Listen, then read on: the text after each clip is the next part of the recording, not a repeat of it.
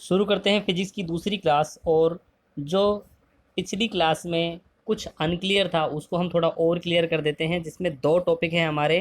पहला तो है यूनिफिकेशन और दूसरा है रिडक्शनिज्म।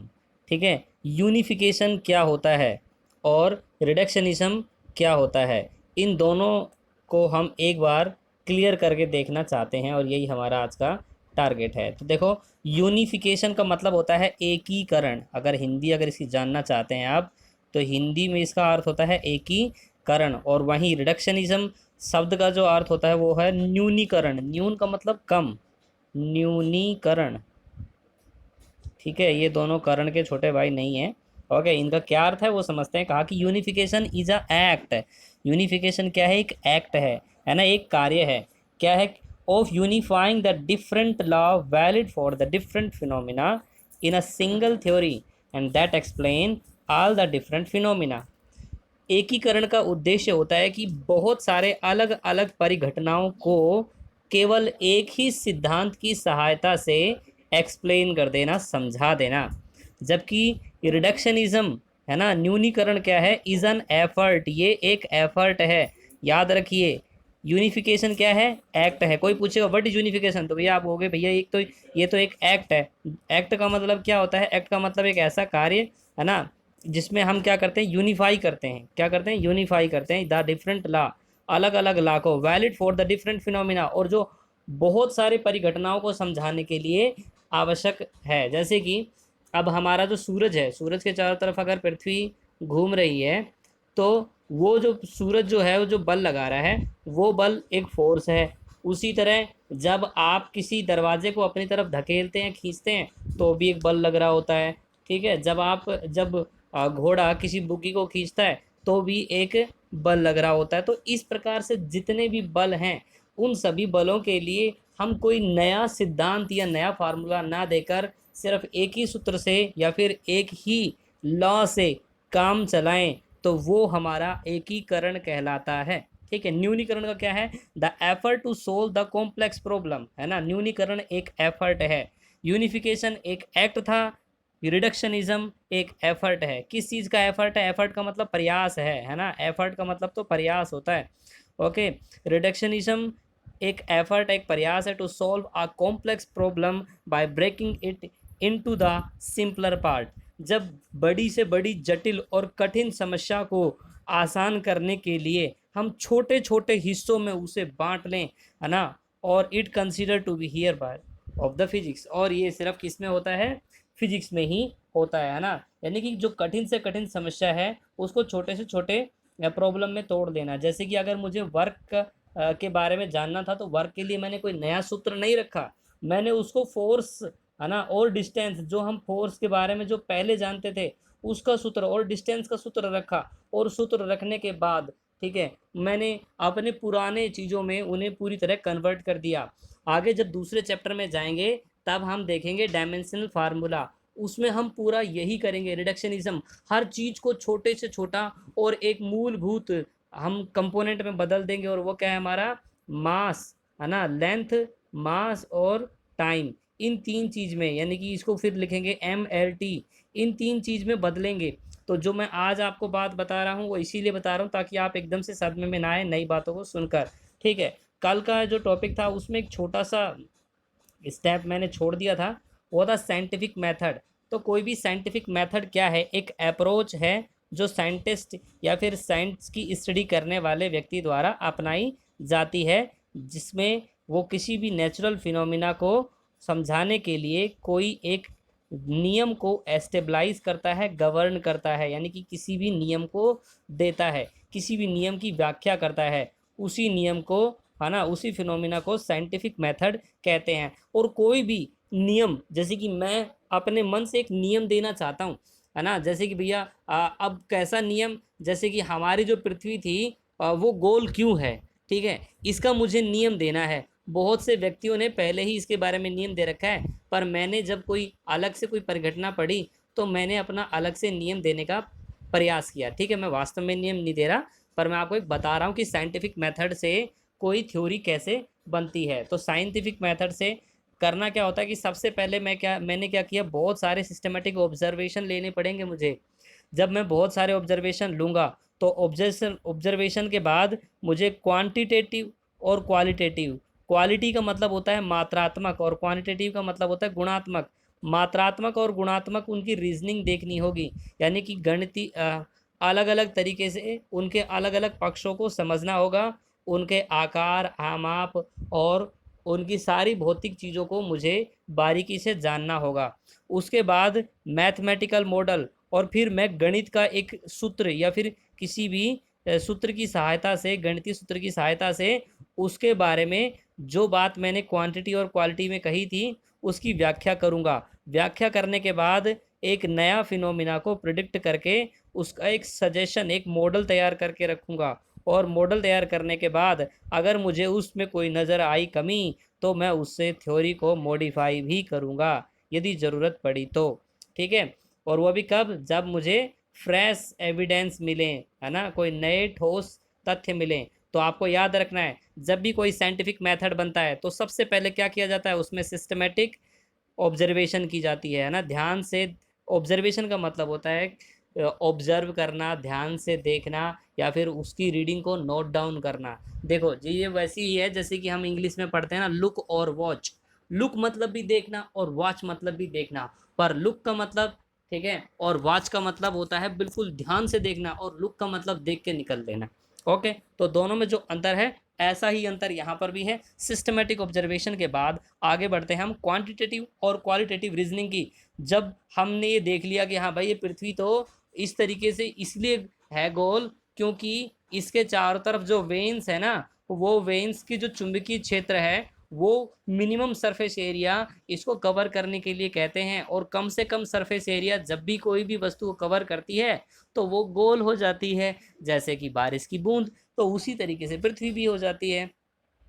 तो फिर मैं अलग अलग उसके अंदर रीजनिंग ढूंढूंगा, है ना, अलग अलग तरीके से तर्क दूंगा, यानी कि उसका गुणा, उसका भार, उसका आमाप, सब तरीके से उसके बारे में सोचूंगा। उसके बाद गणित का कोई सूत्र लगाऊंगा कि भार, जो वेट जो होता है ना, वेट एक फोर्स होता है, वो मास इंटू एक्सेलरेशन, इन दो के प्रोडक्ट के बराबर है। फिर मैं अलग अलग सूत्रों में उस अपनी बात को तर्क रखूंगा, और गणित के जितने भी सवाल हैं उन सभी में, सॉरी, गणित के जितने भी सूत्र हैं जो उस सवाल से संबंधित होंगे या फिर जो उस थ्योरी से संबंधित होंगे, उन सूत्रों को, उन सवालों को, उन समस्याओं को उस पर अप्लाई करूंगा। और अप्लाई करने के बाद जो रिजल्ट निकल के आएगा, जैसे कि एक्सेलरेशन ड्यू टू ग्रेविटी का मान 9.8 मीटर पर सेकंड स्क्वायर, ये निकल के आया था जब, ठीक है, न्यूटन ने एक्सपेरिमेंट करके रिजल्ट निकाला था। तो जैसे वहाँ पर निकाला उसने सारी जानकारी निकालने के बाद, वैसे ही कोई भी एक साइंटिफिक थ्योरी बनती है। यानी कि सबसे पहले ऑब्जर्वेशन लेने के बाद, फिर क्वांटिटेटिव और क्वालिटेटिव रीजनिंग करने के बाद, उसके बाद तीसरे नंबर पे मैथमेटिकल मॉडलिंग लगाने के बाद, और मैथमेटिकल मॉडलिंग के बाद हम उसके अंदर क्या करेंगे, प्रिडिक्ट करेंगे नए फिनोमिना को। ठीक है, नए फिनोमिना को प्रिडिक्ट करेंगे, यानी कि हम एक नई थ्योरी को जन्म देकर बोल देंगे भैया ये तो बिग बैंग के कारण हुआ। यानी कि जो भी एक अपनी थ्योरी है, हम उस थ्योरी का काम बता देंगे कि भैया ये काम इस वजह से हो रहा है, और उसका नाम दे देंगे कि भैया ये तो इस तरीके से है। जैसे कि एक्सेलरेशन ड्यू टू ग्रेविटी हमने नाम दे दिया, मान लो एक पल के लिए। अब अगर मुझे उसमें कोई गुंजाइश, कोई बदलाव का नज़र आता है बार बार उसको ऑब्जर्व करने पर, तो मैं बोलूँगा देखो भाई इसके अंदर ये लिमिटेशन है, ये कमी है कि अगर कोई वस्तु ऊपर से नीचे गिरेगी तो पृथ्वी पूरी ताकत से खींचेगी, पर नीचे से ऊपर कोई भागने की कोशिश करेगी तो भी वापस वो पृथ्वी के अंदर ही धंस जाएगी, क्योंकि पृथ्वी की खुद की चुंबकीय ताकत है। तो ये इसकी लिमिटेशन है कि अंदर से बाहर नहीं जा सकते, बाहर से अंदर जरूर आ सकते हैं। ठीक है, तो ये सारी जो बातें हैं ये सिस्टमेटिक हैं, और सिस्टमेटिक तरीके से जितनी भी बातों को हम यहाँ रख रहे हैं, इन सभी को हम साइंटिफिक मेथड के नाम से जानते हैं। तो साइंटिफिक मेथड अगर पेपर में आ जाए तो आपको ये पांचों के पांचों स्टेप जरूर याद करके लिखने होंगे। उम्मीद है आपको समझ में आ गया होगा। अब आ जाते हैं सीधे नोट्स पर, और नोट्स की सहायता से बचे हुए टॉपिक क्लियर करते हैं। अब बात करते हैं फिजिक्स के बहुत इंपॉर्टेंट और एक मैथ के भी मोस्ट इंपॉर्टेंट टॉपिक के बारे में, जो है हाइपोथेसिस, एक्सियोम्स एंड मॉडल्स। ठीक है, हाइपोथेसिस का मतलब क्या है? तो हाइपोथेसिस जो आपके सामने दिखा रखा है कि one should not think that everything can be provided with the physics and mathematics, है ना। भाई कभी कभार कोई व्यक्ति सोच सकता है कि किसी भी चीज़ को हम डिफाइन नहीं कर सकते, ठीक है। यहाँ पर ये प्रूव्ड, प्रूव का मतलब होता है सिद्ध। तो कोई कोई व्यक्ति सोचता है कि भैया हो सकता है कि फिजिक्स तो हर चीज़ को सिद्ध नहीं कर पाएगी। जैसे कई बार हम बोलते हैं ना कि ये तो भगवान ने एक चमत्कार करा है, यहाँ पर साइंस भी फेल है। तो ये जो बातें होती हैं ये बिल्कुल निरर्थक होती हैं। क्यों? इसने कहा कि all physics and also the mathematics is based on the assumption. हम एक बात तो जानते हैं कि भैया हमारा जो पूरी फिजिक्स और गणित है वो पूरी कल्पना पर है। एजम्पशन का मतलब होता है कल्पना करना, ठीक है। कल्पना कैसी हो सकती है हमारी? जैसे कि हम कोई भी कल्पना करते हैं, ठीक है, तो कल्पना में हमारी क्या क्या बातें आ सकती हैं? अब कल्पना में हमारा कुछ भी आ सकता है। जैसे कि हमने माना कि पृथ्वी जो है वो गोल है, वास्तव में वो संतरे के आकार की है, पर शुरुआत में मान के चले। तो मानने के बाद धीरे धीरे जब हमने उसके प्रस्ताव को देखा और उसमें सारी बातों को समझा तो पाया कि नहीं भाई, जो बात आपने कही थी वो कहीं ना कहीं एक आध जगह गलत है, ठीक है। इसीलिए वो फिर क्लियर हुई और धीरे धीरे वो एक रूल बन गई, ठीक है। तो अब यहाँ पर यही बात बता रखी है आपके सामने कि all the physics and also the mathematics is based on the assumption that each of which variously called the hypothesis, axioms and postulate। यानी कि गणित और फिजिक्स दोनों तीन वस्तुओं पर टिकती हैं, हाइपोथेसिस, एक्सियोम और पोस्टुलेट। इनको हिंदी में बोलते हैं परिकल्पनाएं, अभिग्रहित और निर्दश, ठीक है। निर्दश या फिर ये बोल सकते हैं मॉडल, तो आप मॉडल जानते ही हो यार। और अभिग्रहित और परिकल्पना ये दो नए नए टेक्निकल साइंस के शब्द हैं। इनका क्या अर्थ है और कैसे ये प्रयोग होते हैं उनको ज़रूर समझेंगे। पर एक बार ये देखिए क्या बोलता है कि एग्जाम्पल देता है कि the universal law of gravitational proposed that the Newton is an assumption, है ना। न्यूटन्स आल्सो एज्यूम्ड और हाइपोथेसिस, राइट। मतलब न्यूटन ने कुछ एज्यूम्शन किया था और उसी के बेस पर उसने ऑब्जर्व किया। तो ये चारों पॉइंट जो एक करके डार्क में दिख रहे हैं, पहला पॉइंट कहता है कि on the motion of the planet around the sun, है ना। न्यूटन ने सबसे पहले बताया था कि भैया सूरज जो होता है वो प्लेनेट के चारों तरफ कैसे घूमता है। दूसरा motion of the moon around the earth, कि चंद्रमा सूरज पृथ्वी की तरफ चारों तरफ कैसे घूमता है। उसके बाद बताया पेंडुलम। पेंडुलम का मतलब होता है एक गोल वस्तु जो जो तांबे से बनी होती है, जिसमें ऊपर धागा बंधा होता है और उसका एक सिरा एक जगह फिक्स कर दिया जाता है और वो आगे पीछे गोल गोल घूमता रहता है। नेक्स्ट है हमारा the body falling toward the earth, ठीक है। तो पेंडुलम ऐसे क्यों घूमता है और पृथ्वी पर वापस कोई वस्तु क्यों गिर जाती है, इन सभी बातों को न्यूटन ने एक्सप्लेन किया और बताया। न्यूटन ने हमें समझाया, क्या समझाया कि each of this acquire a separate explanation, हर एक को सेपरेट एक्सप्लेनेशन बताया। और विच वाज मोर और लेस क्वालिटेटिव, है ना। क्वालिटेटिव का मतलब गुणात्मक, जो कि कुछ जगह गुणात्मक थी और कुछ जगह बिल्कुल साफ थी, है ना। तो इसमें प्रत्येक के लिए हमने क्या किया, स्पष्टीकरण था कि ऐसा क्यों है। तो गुरुत्वाकर्षण का जो एक नियम कहता है कि यदि हम कल्पना करें कि इस पूरे विश्व को कोई दो पिंड हैं और दोनों एक दूसरे को आकर्षित कर रहे हो, तो पिंडों में या फिर पिंड का मतलब होता है हमारा प्लैनेट। कोई भी दो प्लैनेट जो होते हैं वो एक दूसरे के द्रव्यमान यानी कि एक दूसरे को जो खींचेंगे ना, तो वो खींचना किस पर निर्भर करेगा, उन दोनों के मास पर निर्भर करेगा, ठीक है। और साथ ही साथ उनके बीच की दूरी पर निर्भर करेगा। यही बात हमको यहाँ लिखने को मिल रही है, ठीक है। क्या बता रखा है कि if we assume that the two body is the universe, है ना, attract each other, then which of the force propose the product of their masses and inversely proportional to the square of the distance between them। ठीक है, अगर आप ध्यान से सुनेंगे तो आपको बिल्कुल समझ में आएगा कि मैं इसमें यही बात बता रखी है कि दो वस्तुएं आपस में जितने ताकत से एक दूसरे को बल लगाती हैं और जितना ताकत से बल लगाती हैं, वो ताकत निर्भर करती है कि उन दोनों का भार कितना है। जैसे कि मान लो कि आप पृथ्वी पर बल लगा रहे हैं और पृथ्वी आप पर बल लगा रही है, तो आपकी अस्तित्व पृथ्वी पर कितना है और पृथ्वी का अस्तित्व आपके लिए कितना है, तो उसके अनुसार आप पृथ्वी में खिंच जाते हैं। चुंबकीय गुण तो आप में भी है, पर आपका चुंबकत्व पृथ्वी के चुंबकत्व के सामने नगण्य, बिल्कुल नील है, एकदम नील बटा सन्नाटा। तो उसकी वजह से आप उसके अंदर धंस जाते हैं, आप उसके अंदर फिट हो जाते हैं, ठीक है। सबसे कमजोर है पृथ्वी के अंदर खिंचाव बल, गुरुत्वाकर्षण बल, पर उसकी बल की ताकत इतनी ज़्यादा होती है कि आप वहीं पर बैठ जाते हैं। जबकि अगर दूसरे पिंड देखें, चंद्रमा देखो कितना थोड़ा सा बड़ा हो गया, थोड़ा इन द सेंस बहुत बड़ा हो गया, तो वो पृथ्वी के अंदर नहीं धंसता, जबकि चारों तरफ गोल गोल घूमता रहता है, घूमता रहता है, घूमता रहता है, पर कभी आगे फिट नहीं हुआ अंदर। क्यों फिट नहीं हुआ भाई? क्योंकि उसका खुद की ताकत है ना।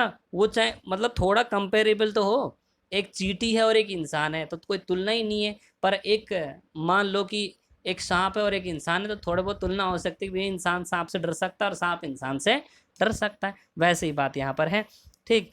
अगली बात आती है, देखिए वो जो चांद और वो घूमता है, वो दो कारण से हमारे पृथ्वी में नहीं धंसता। पहला है सेंट्रीपिटल फोर्स और सेंट्रीफ्यूगल फोर्स। सेंट्रीपिटल की वजह से वो अंदर की तरफ आता है, सेंट्रीफ्यूगल की वजह से वो बाहर की तरफ अटक जाता है, जिसकी वजह से ना तो वो बाहर रह पाता ना अंदर रह पाता बेचारा। बिल्कुल वही घर का दो, वो जो था ना गधा, क्या होता है उसके लिए कहावत थी कि घर का कुत्ता ना धोबी। ओके, यानी कि यही था कि ना घर का ना घाट का, बेसिकली उसी के लिए आता है, घर का कुत्ता मतलब जहाँ का भी कुत्ता है। तो वो जो कहावत है वो इसीलिए मशहूर थी, क्योंकि ना तो वो इधर का हो पाया ना उधर का, ना चांद जो है वो ब्रह्मांड के लिए जा पाया और ना ही वो पृथ्वी में धंस पाया। वो बेचारा सूरज के और पृथ्वी के दोनों के बीच में फंस कर रह गया। पर क्यों? क्योंकि वो दोनों से पंगा लेके बैठा था, दोनों की ताकत को वो अपोज कर रहा था। तो ये बात यहीं पर बता दी जाती है। अब देखिए आपके सामने ए वर्ड यूज हो रहा है, हाइपोथेसिस। हाइपोथेसिस के बारे में क्या बताया जा रहा है कि हाइपोथेसिस इज ए सुपर, है ना, supposition without assumption that it is true. तो कोई भी अभिग्रहित एक स्वयं सिद्ध सत्य होता है। स्वयं सिद्ध सत्य को हम बोलते हैं सपोजिशंस विदाउट एज्यूमिंग, है ना, स्वयं सिद्ध सत्य होता है। और जबकि अगर हम यहाँ देखें, it would be not to be fair to ask anybody to prove the universal law of gravitation. हमने आज तक किसी से नहीं पूछा भाई सिद्ध करके दिखाओ कि ये जो गुरुत्वाकर्षण का नियम है ना वो ऐसे ही लगता है। हमने कभी नहीं पूछा। क्यों नहीं पूछा? क्योंकि जब भी हम फॉर्मूला लगाते हैं हमेशा हमें अच्छा सा रिजल्ट निकल के आ जाता है और वो रिजल्ट बिल्कुल सटीक बैठता है। अब उस रिजल्ट के आधार पर हम ये मान लेते हैं कि भैया जो नियम दिया है ना वो परफेक्ट है। हमने कभी उस नियम पे संशय या शंका नहीं की, ठीक है। तो इसीलिए ऐसे नियमों को हम क्या बोलते हैं? अभिग्रहित या हाइपोथेसिस कहते हैं। जबकि अगला जो हरे रंग में आपको दिखा रखा है एक्सियोम, एक्सियोम के बारे में क्या बताया कि आ सेल्फ, है ना, axiom is a self evident truth, है ना। ये क्या होता है? एक सेल्फ एविडेंट ट्रूथ यानी कि सत्य होता है। While a model is a theory, जबकि मॉडल क्या है? एक थ्योरी होती है। यानी सेल्फ एविडेंट ट्रूथ का मतलब होता है एक ऐसा सत्य जो अपने आप में सत्य है ना। यानी कि निर्दर्श जो होता है वो क्या होते हैं? परिघटनाओं की व्याख्या के लिए प्रस्तावित एक सिद्धांत होता है।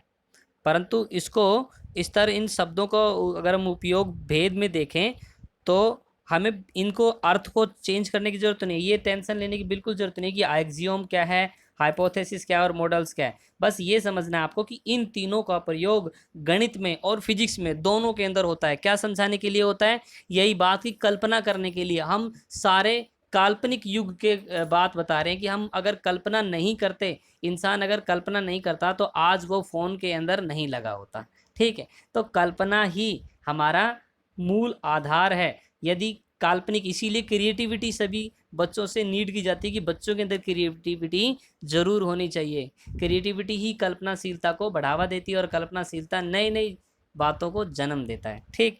आगे बढ़ते हैं और आगे देखिए यही बता रखी है कि स्टार्टिंग के अंदर हमने बोर्न के बारे में समझा था कि बोहर ने हाइड्रोजन का एटम के बारे में बताया कि जो एटम है ना वो एक स्पेशल स्ट्रक्चर के अंदर इलेक्ट्रॉन उसके अंदर घूमते हैं। पर क्या शुरुआत से ऐसा ही था? है ना, there was a large amount of spectroscopic data before him which was no other theory could be explain, ठीक है। बोहर ने जो बात बताई थी वो स्पेक्ट्रोस्कोपिक डाटा का मतलब होता है कि ऐसा डाटा जिसमें स्पेक्ट्रम निकलती है। भैया देखो, अगर हम किसी भी पदार्थ को नॉर्मली एक स्पेक्ट्रम में रख दें, स्पेक्ट्रम का मतलब एक ऐसे जगह रख दें जहाँ से उसमें विकिरण निकले, है ना, विकिरण यानी रेडियोएक्टिव सब्सटेंस पे डालें तो उसमें एक स्पेक्ट्रम बन जाता है। जैसे कि आपने देखा होगा कि एक फुट्टा होता है, भुट्टे के ऊपर सूरज की रोशनी गिरती है ना, और आप उसको देखते हैं तो उसके अंदर अलग अलग लाइनें दिख जाती हैं, अलग अलग रंग बन जाते हैं। वैसे ही जैसे कि अब एक झाग का बुलबुला होता है ना, तो उस बुलबुले के अंदर आप देखते हैं बहुत सारे कलर के पैटर्न होते हैं, तो वो कलर के जो पैटर्न है उसी को स्पेक्ट्रम का नाम देते हैं। ठीक है, पर लेबोरेटरी में हम स्पेक्ट्रम किसी भी धातु का बना सकते हैं, किसी भी व्यक्ति का, मतलब व्यक्ति के किसी एक हिस्से का बना सकते हैं, हर एक चीज़ का स्पेक्ट्रम बना सकते हैं। तो स्पेक्ट्रम जो है हाइड्रोजन का हमने बनाया, और बहुत सारी थ्योरी हमने इससे पहले पढ़ी थी, है ना। बहुत सारी कौन कौन सी थ्योरी पढ़ी थी? जॉन डाल्टन की पढ़ी थी। डाल्टन ने परमाणु का अपना अलग ही सिद्धांत दिया था। ठीक है, और डाल्टन के बाद भी हमने बहुत सारे वैज्ञानिकों के बारे में पढ़ा, है ना, जैसे कि रदरफोर्ड के बारे में पढ़ा। रदरफोर्ड का भी हमने रदरफोर्ड का भी हमने मॉडल समझा। पर उन सभी मॉडलों में से सबसे बेहतरीन मॉडल किसका निकला? बोहर का। बोहर ने जो परमाणु का जो मॉडल बताया, उस मॉडल में यही समझाया कि भैया वो एक स्पेशल कंडीशन में ही इलेक्ट्रॉन जो है उसके बाहरी स्टेट में घूमते हैं 2n² के अकॉर्डिंग। और वो जो फॉर्मूला था बोहर का, वो बिल्कुल सही साबित हुआ। ठीक है, यानी कि वो वाहन वो कैसे आया बोहर के दिमाग में? वो सब कल्पना से आया। अगर वो एज्यूम नहीं करता तो वो ये सारी बातें नहीं सोच पाता। उसी तरह एल्बर्ट आइंस्टाइन की जो स्पेशल थ्योरी ऑफ रिलेटिविटी है, वो हमें ये बताती है कि अगर कोई वस्तु, यानी कि अगर कोई भी वस्तु इस संसार में अगर प्रकाश की जो किरण है उसी गति की साथ, गति की तरह तेजी से भागना शुरू कर दे, तो उसमें कुछ नए नए बदलाव आ जाएंगे। जैसे कि उसका जो टाइम है वो डायलेट हो जाएगा, लेंथ एक्सटेंड हो जाएगी, और मास इंक्रीज हो जाएगा। यानी कि सोचो कि अगर आपको कोई अंतरिक्ष में पृथ्वी के बाहर सूरज की किरण की गति के बराबर भी अगर कोई फेंक दे, तो आप एक बहुत बड़े पृथ्वी के बराबर आकार धीरे धीरे आपका होने लग जाएगा। चांद के बराबर तो जरूर आ जाएगा, यानी कि इतना तेजी से आपका आकार बढ़ेगा, बहुत तेजी से। क्यों? क्योंकि इतनी तेजी से पहले तो आपको कोई फेंक नहीं सकता।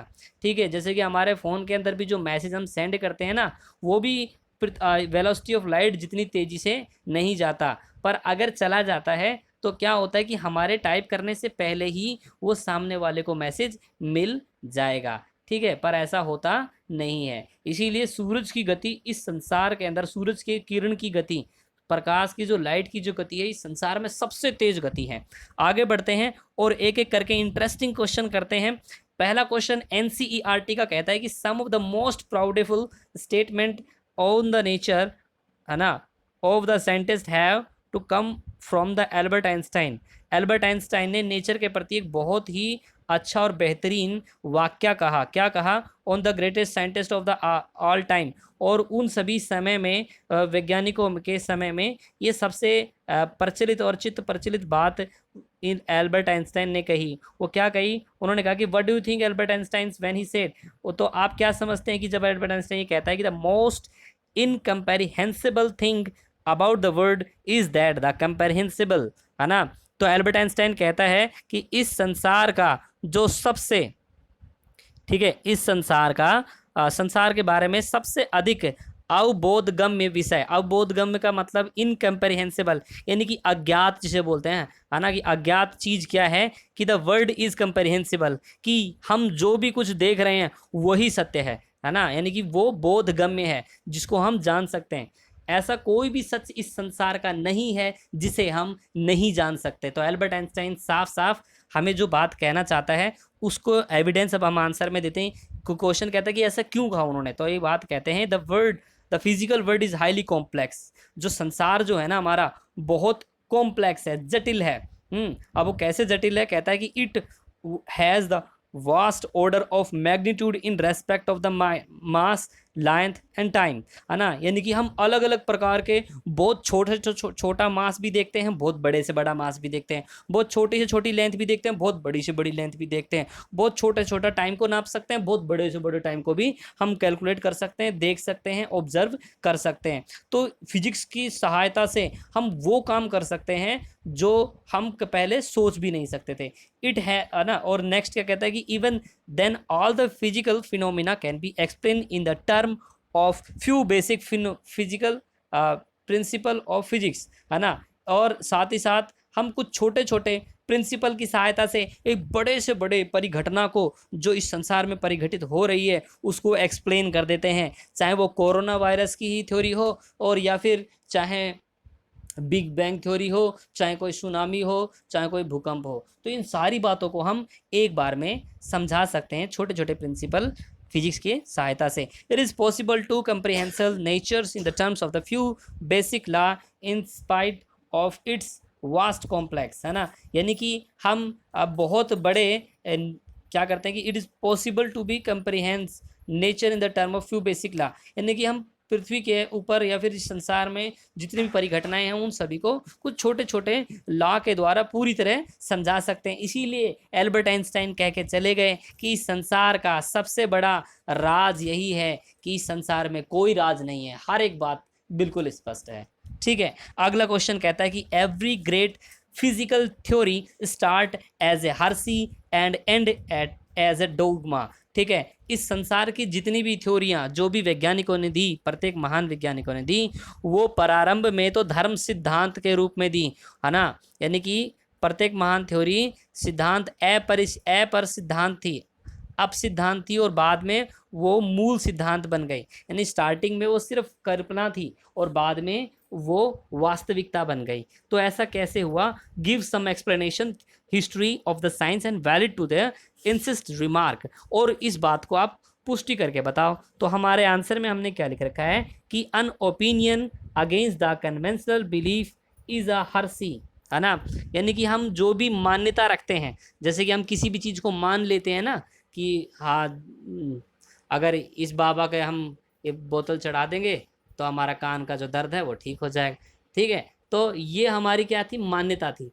पर जो वास्तविकता है, while the dogma is establish a belief, पर डोगमा जो होता है वो सिर्फ सत्य नहीं होता, वो परम सत्य होता है। यानी कि वो बात झुटलाई नहीं जा सकती है। अगर वास्तव में भगवान एग्जिस्ट होते तो भैया कोरोना वायरस करेक्ट कर देते, पर कोई भी भक्त का कोरोना वायरस अभी तक करेक्ट नहीं हुआ। यानी कि देखिए यहाँ पर क्या बता रहा है कि हर चीज़ नेचर में है। ये फिजिक्स हमें क्या सिखाती है? नेचर के बारे में सिखाता है फिजिक्स। ठीक है, मैं आपको ये नहीं कह रहा कि धर्म या भगवान को छोड़ दीजिए, पर मैं जो वो बात बता रहा हूँ जो फिजिक्स कहती है। ठीक, तो यही बता रहा है कि भैया जितने भी वैज्ञानिक थे उन सभी ने पहले उसके बारे में सिर्फ एक कल्पनाएं की थी, बाद में वो कल्पनाओं को उन्होंने गणितीय रूल लगाया, वैज्ञानिक विधि लगाई, और विधि के बाद जब उन्हें दिखा कि उन्होंने जो बात बताई वो सत्य है तो उन्होंने उसको सिद्धांत के रूप में परिपादित कर दिया। इसीलिए हर एक जो थ्योरी है वो पहले तो हर्सी से शुरू होती है और डोगमा पर ख़त्म हो जाती है। नेक्स्ट है हमारा politician is an art of possible, है ना। यानी कि राजनीति में सब कुछ संभव है, संभवता की कला ही राजनीति है। ठीक है, अब अगला क्या कह रहे हैं? Similarly science is the art of soluble, उसी तरह विज्ञान क्या है? समाधान की कला है ना। पॉलिटिक्स में सब कुछ संभव कैसे होता है भैया? या तो साम दाम दंड भेद, हर प्रकार की नीति पॉलिटिक्स में अपनाई जाती है। उसी तरह विज्ञान के अंदर भी हर प्रकार की प्रयास करके अपने आंसर को, अपनी समस्याओं को सॉल्व कर लिया जाता है। ठीक है, अभी बता रहे कि explain this beautiful aphorism of the nature and the practical of the science. तो विज्ञान की प्रकृति तथा व्यवहार पर इस सुंदर सुक्ति को व्याख्या कीजिए, है ना। ये जो एप्रोज्म जो होता है उसका मतलब होता है सुक्ति है। तो इस सुक्ति क्या कहता है? कहता है कि the politicians do not follow any principle. Politician जो होता है वो किसी सिद्धांत को नहीं मानते। डिसिप्लिन, ना तो वो डिसिप्लिन को मानते, और नॉर्म्स, ना वो किसी, है ना, नॉर्म्स को यानी नियमों को मानते। But they tends to remain in the power by the means of fair और फॉल, है ना। बस वो क्या करते हैं? अपनी राजनीति की सत्ता का, अधिकार का प्रयोग करते हैं और कैसे भी करके साम दाम दंड भेद से अपना काम निकलवाते हैं। But the scientist, but a scientist, पर साइंटिस्ट क्या करता है? ध्यान से सुनिए, साइंटिस्ट कहता है ऑब्जर्व अ फिनोमिना केयरफुली। सबसे पहले वो बहुत ध्यान से, बारीकी से समस्या को समझेगा। ठीक है, पेशेंटली, पेशेंट का मतलब बहुत ऑब्जर्व करने के लिए उसके पास पेशेंस है, वो बहुत धैर्यवान तरीके से काम करेगा। कलेक्ट डाटा, डाटा कलेक्ट करेगा, उसके बाद क्या करेगा? एनालाइज इट, उसको ऑब्जर्व करेगा, एनालाइज करेगा, फॉर्मुलेट द प्रिंसिपल, और उसके सिद्धांत के बारे में सोचेगा और उसे देगा। And the solve the mystery of the nature, और उसके बाद प्रकृति की उस परिघटना को हल करने में सहायक बनेगा। तो इस तरीके से देखिए पॉलिटिशियन और साइंटिस्ट में कितना बड़ा अंतर है। नेक्स्ट क्वेश्चन कहता है, आपका फोर्थ क्वेश्चन कहता है कि through Indian has a large base of the science and technology which is the fast expanding it is still a large way from the realizing its fact potentials of becoming a world leaders in the science। हमने देखा भारत जो होता है वो पूरे विश्व के अंदर ना, भारत को क्या मिल रहा है, विज्ञान और प्रौद्योगिकी के अंदर बहुत ज़्यादा विस्तृत आधार मिल रहा है, बहुत तेजी से फैल रहा है। फिर भी भारत जो होता है विज्ञान के क्षेत्र में नेता बनने की अपनी जो क्षमता है, ठीक है, उसमें काफ़ी दूरी तय करनी पड़ेगी। ऐसा क्यों हो रहा है भैया, भारत इतना फिर भी दूरी क्यों तय कर पा रहा है, क्या कारण है? तो इसमें कारण ये बता रखा है कि there is a lack of a clear cut politics at the political level. तो सबसे पहला तो पॉलिटिकल लेवल की बात हो रही है ना। देखो जो हमारा जो सिलेबस है वो टाइम टू टाइम बदलता रहता है, कभी कोई थ्योरी बदल जाती है, कभी आपने देखा कि अलग अलग रूल बदलते हैं, कभी 10th के मार्क्स के रूल बदल जाते हैं, कभी कहीं कोई ऑड इवन सिस्टम लग जाता है। और जब अलग अलग प्रकार से पॉलिटिशियन आते हैं और हमारी एजुकेशन सिस्टम में दखल करते हैं, ठीक, और एजुकेशन को एक इंटरेस्टिंग ना बनाकर और एक बहुत बोरिंग और नीरस सब्जेक्ट बना देते हैं, क्योंकि वो जो चाहते हैं हमें वो करना पड़ता है। कोई आके पॉलिटेक्निक की चीज़ों को कहता है कि पॉलिटेक्निक करिए, और पॉलिटेक्निक इंट्रोड्यूस करता है, कोई आईटी सेक्टर साइंस में इंट्रोड्यूस कराता है, फिर बाद में धीरे धीरे हमें चॉइस का ऑप्शन मिल जाता है। पर इतने सारी चॉइस होने की वजह से, है ना, पर कुछ जगह ऐसा होता है जहाँ बच्चों को चॉइस नहीं मिल पाती, जहाँ बच्चे मजबूर होते हैं और उन्हें वही सब्जेक्ट लेने पड़ते हैं जो वहाँ स्कूल में मौजूद होते हैं। तो ऐसी सिचुएशन में डिस्टेंस लर्निंग का वो प्रयास करता है। डिस्टेंस लर्निंग में फिर उन्हें टीचर नहीं मिल पाते, और टीचर ना मिलने की वजह से बच्चे काफ़ी हताश, निराश, और फिर वो विज्ञान की तरफ नहीं जा पाते। इसीलिए साइंस डिस्टेंस लर्निंग से बहुत कम बच्चे कर पाते हैं। तो यही बात बता रखा है, due to excess population, Bharat में बहुत बड़ी जनसंख्या है, और वो country can not efforts the expense sufficient found on the science and the technology. तो भारत के अंदर इतने ज़्यादा जनसंख्या है कि उसका जो एक्सपेंडिचर, जो खर्चा है ना, वो भारत के जो नेता या फिर भारत देश जो है वो नहीं उठा सकता जैसे विदेश में उठाया जा सकता है। The talent science and the technologies are not encouraged to the purpose research work at the homeland, है ना। जितने भी विज्ञान और विज्ञान से जुड़े हुए लोग हैं उनको कोई प्रोत्साहन राशि या फिर किसी भी प्रकार की प्रोत्साहन के लिए उनके लिए कोई भी टैलेंट हंट शो ऑर्गेनाइज नहीं किया जा सकता, है ना, नहीं किया जाता, क्योंकि पॉपुलेशन बहुत ज़्यादा है। अगर कर भी दिया जाता है तो उसके अंदर भी किसी न किसी प्रकार की धांधली कर ली जाती है। Instead the preference the migrate to develop the countries when they get better salary and research facility। और भारत के अंदर अगर लोग कोई साइंटिस्ट बन भी गया तो वो भारत से बाहर भागता है, क्योंकि उसे ज़्यादा बेटर अपॉर्चुनिटी मिलती है, भारत से ज़्यादा तनख्वाह मिलती है, और भारत से ज़्यादा अच्छी फैसिलिटी मिलती है। तो जहाँ फैसिलिटी ज़्यादा होगी लोग वहाँ जाएंगे, वहाँ क्यों रहेंगे जहाँ कम फैसिलिटी है, क्योंकि वैज्ञानिक बनने के बाद इंसान में थोड़ा और ईगो आ जाता है, और साथ ही साथ वो देश के साथ अब फिर वो पूरे विश्व का हो जाता है। इसीलिए वो विश्व की तरक्की के लिए भारत से बाहर निकलता है और भारत से कट जाता है। इस तरीके से भारत देश इतना इंटरेस्टिंग और इतना कलात्मक होते हुए भी विज्ञान क्षेत्र में अभी भी रेस में पीछे है। ठीक है, अगला क्वेश्चन पढ़ते हैं कि no physicist has ever seen an atom. किसी भी फिजिसिस्ट ने ना आज तक एटम को नहीं देखा, किसी भी भौतिक विज्ञानकर्ता ने आज तक एटम को नहीं देखा। Yet all the physicist believe that existence of the atom, पर फिर भी सारे फिजिसिस्ट यानी सारे भौतिक विज्ञान वाले लोग ये मानते हैं कि परमाणु है, एटम है। An intelligent but supervise man advises the analogy to argue that the ghost exist and throw no one seen only. ठीक है, तो अब इसमें बोल रखा है कि कोई भी बुद्धिमान परंतु अंधविश्वासी व्यक्ति अगर तुलनात्मक रूप से कई तर्क के साथ आगे बढ़ता है और ये बताता है कि भैया जैसे आपने परमाणु को नहीं देखा ना, हाँ, तो आपने भूत भी नहीं देखा। ठीक है, पर भूत तो है, तो ये बात वो आपको मनवा देता है। पर वास्तविकता क्या है, आप बताओ कि तर्क दो इसका और खंडित कैसे करोगे आप ये बताओ। तो ये बता रखा है कि भैया हमने बहुत सारे जब फिनोमिना लेते हैं ना, तो उसके अंदर हम देखते हैं कि एटम होता है ना।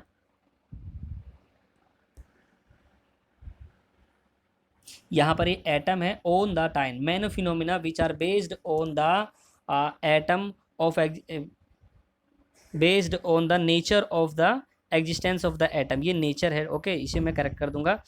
तो ये कह रहा है कि बहुत सारे ऐसे फिनोमिना है जहाँ हम एटम की सहायता से ही उसको ठीक कर पाते हैं। यानी कि अगर एटम का अस्तित्व ना माना जाए तो ना तो हमारी ईंट हमारी दीवार में टिकेगी, ना ये लोहा जहाँ पर जिसकी वजह से हमारी दीवार और मजबूत है, ठीक है, ना ये लेंटर और ना ही हमारे गेट चौखट कोई खड़े रहेंगे। तो एटम का अस्तित्व है क्योंकि एटम फोर्सफुली जुड़े हुए हैं, और अगर ये अस्तित्व नहीं है तो ये सब चीज़ें मट्टी बन जाएंगी और बिल्कुल महीन कण हो जाएंगे। पर मट्टी में भी एटम है, यानी कि हर जगह एटम है, ऐसा कहीं भी एटम मौजूद ऐसा कोई भी जगह नहीं है। क्योंकि बिना एटम के हम जितनी भी नेचर में होने वाली थ्योरीज हैं उनको एक्सप्लेन नहीं कर सकते। पर घोस्ट की बात करें, बट नो सच फिनोमिना, है ना, has been observe which prove the existence of God. पर ऐसा कोई भी फिनोमिना नहीं है जो भूत को सिद्ध करके दिखा सके।